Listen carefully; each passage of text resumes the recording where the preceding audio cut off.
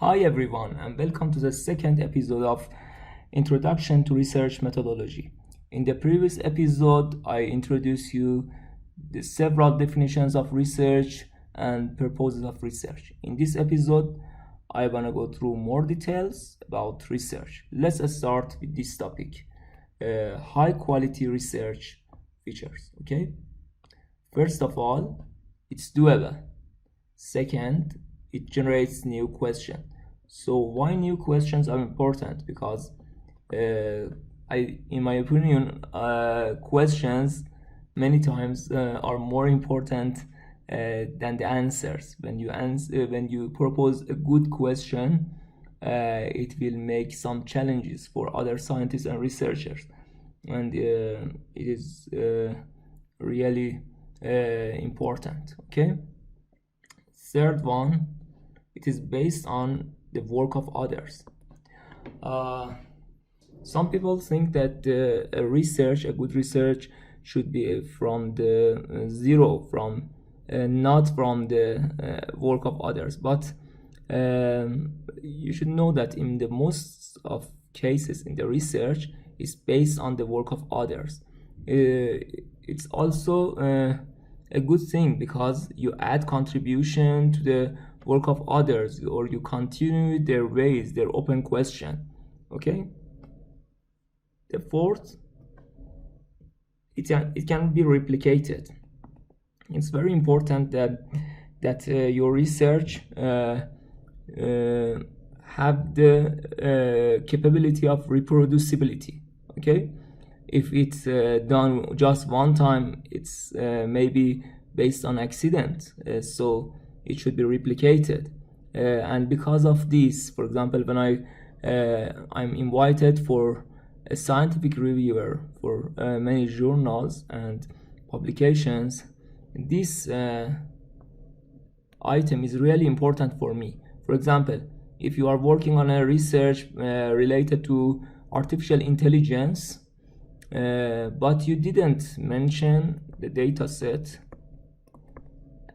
or the architecture of neural networks that you have worked on, for the other researchers that follow your work or reading your paper, it can't be replicated. Okay, so please take care of this point very much.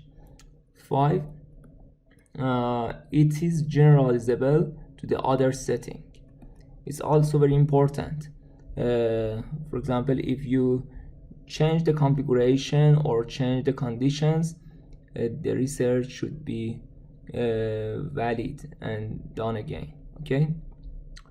6, it is based on some logical rationale and tied to the theory.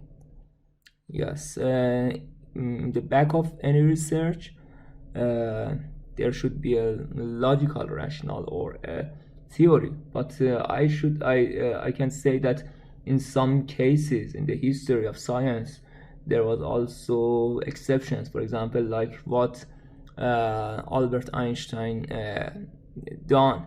But if you think deeply, he was also thinking to the theory, and he could prove that, for example, that theory was not right in some cases. So it is again correct because it's tied to a theory, and not saying that this theory is right. Maybe you can prove that this theory is wrong, and you will add some new theory. Okay. So what are the motivations of research? Very important one, to solve the problems.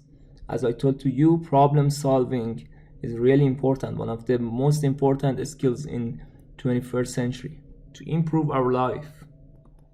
I love the research that help to improve the life. For example, diagnosis cancer, discovering new treatment plans, and help people. These are very important. So an excellent research is both theory or practical.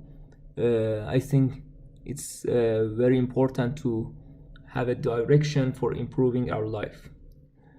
to make new discoveries. It's also enjoyable because discovery is always fantastic and enjoyable. To investigate laws of nature. Many of research have focused on this. For example, the laws of Newton, or the theories that Albert Einstein have proposed. To provide solutions to complex problems. To develop new products. Some research lead to developing new products. For example, right now many the prestigious companies like NVIDIA that are working on accelerated computing. Many researchers are working there in these knowledge-based companies, and based on the research, the new products will come to the industry. For example, hardware accelerators, AI accelerators, and so on.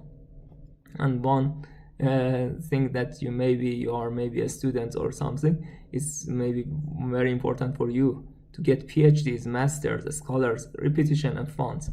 But I think it should be not main. It should, I think, in my opinion, it should not be the main goal, and it should be the when you focus on excellent research, all of this will come to you.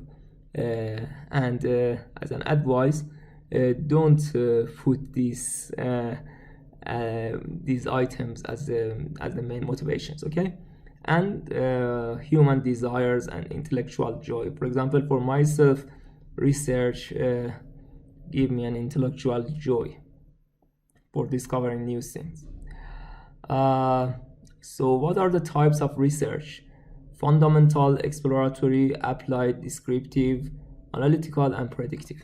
Okay, so I think for this episode is enough. In the next episode, I will go through this type of research, and in the next couple of episodes, I will teach you how to write a research paper in several types. Okay, I hope that this video would be informative and useful for you, and hope see you in the next videos. Stay tuned with us. Bye.